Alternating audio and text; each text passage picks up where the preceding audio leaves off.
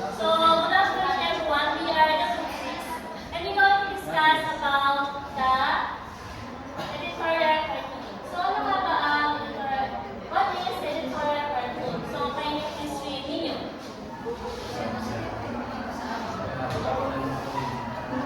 An editorial cartoon is an editorial illustration expressing opinion and interpretation of word cartoon is derived from the words narrative, and So, ang editorial cartoon daw is itong editorial page. So, ang editorial naman natin, ito yung bibigay ng opinion ng writers about sa certain topic or issue.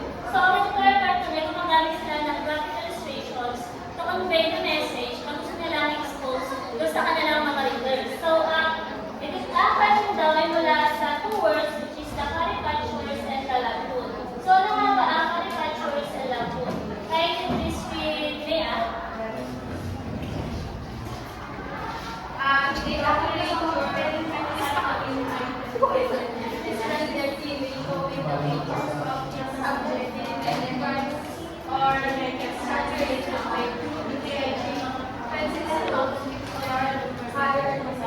so, ang caricatures naman, is a way of art kung paano niya sketch yung kanyang drawing, yung kanyang images. So, gumagamit ito ng saturated way of sketching. So, this is an example of caricature. So, mapapansin niyo sa image na makikita natin na saturated way yung kanyang drawing, yung mapagamit ng mga lines. So, the next one is the lampoon. Kaya yung history nila.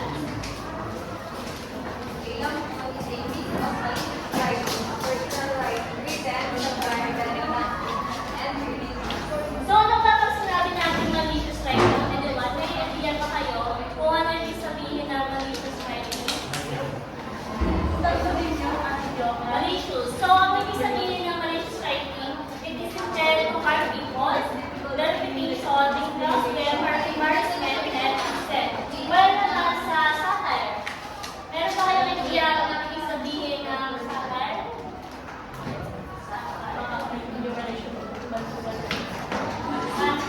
Kaya, from the word satire, personally the satire that attacks with branded reviews. Ano kaya ibig sabihin nito?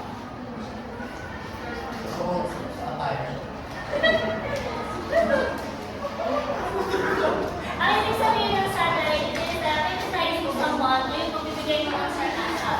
So the next one is the ridiculous. Ibig sabihin naman is yung making fun of something, parang pinagkakawanin mo yung isang tao.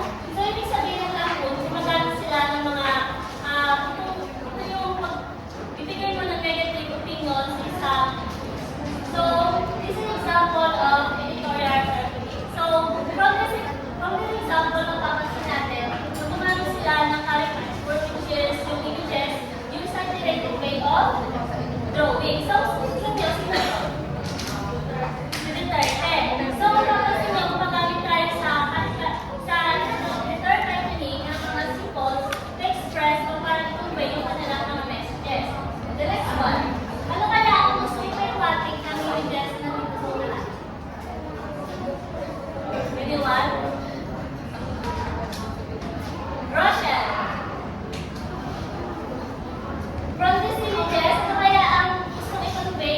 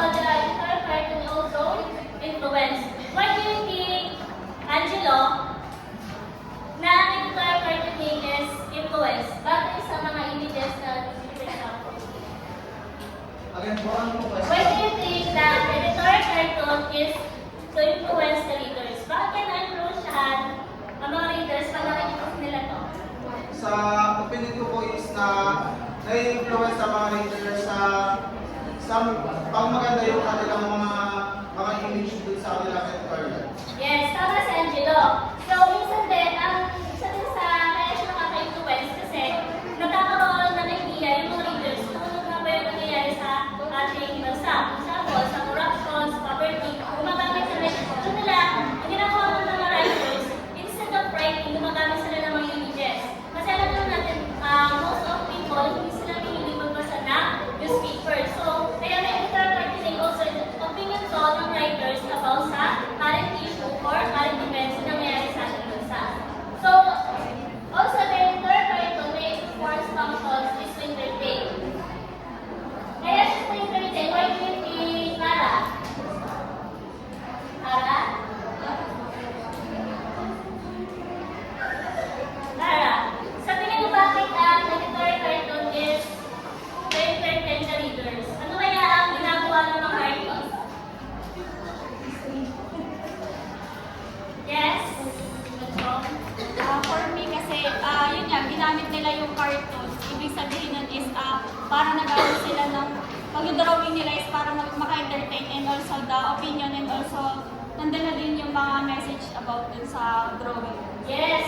Tama yung sinabi niya kasi napapansin niyo sa ating editorial cartoon, gumagamit nga sila ng caricature, which is one of the way para na-engage yung mga readers na magbasa na kanilang editorial cartoon din. So, yun daw ay witty also dahil, di ba pang nakikita natin issue, parang nakakapagod naman basahin siya, pero dahil na magamit sila ng caricature, which is mas engage yung mga readers na magbasa. Then, newspaper editorial cartoons are graphic expressions of their creators' idea. So,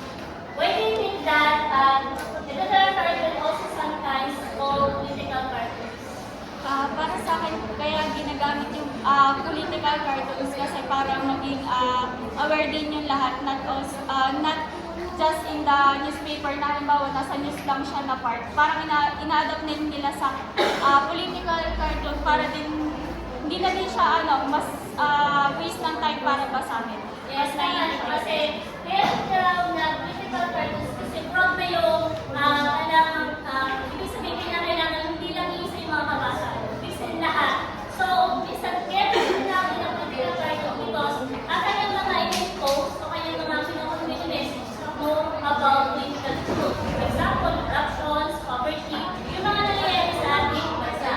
So, there are some examples of general symbols na pwede gamitin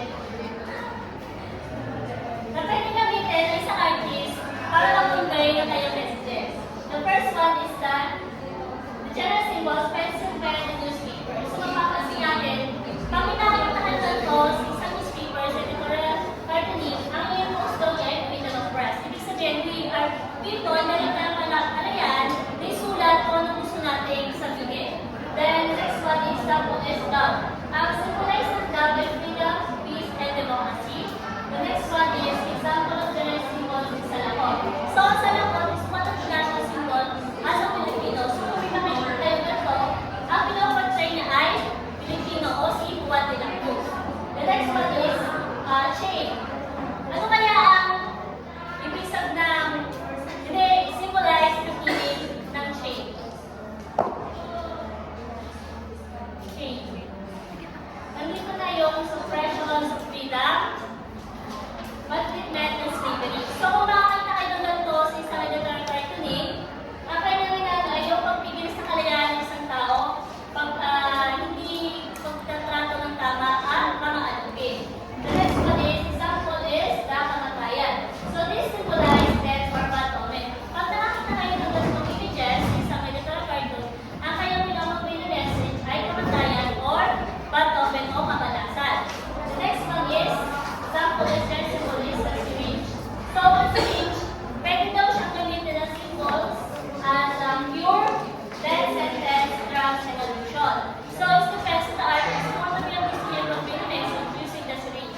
So, dito sa ating example, nakikita natin na ang kanyang example, gumamit siya ng syringe as a death sentence. Kasi, kung makapansin nyo, ay yung nakahiga ay patay na. Ibig sabihin, death sentence yun.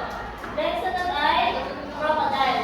So, ang example ng crocodile is, kanyang symbolize is abusive person of authority.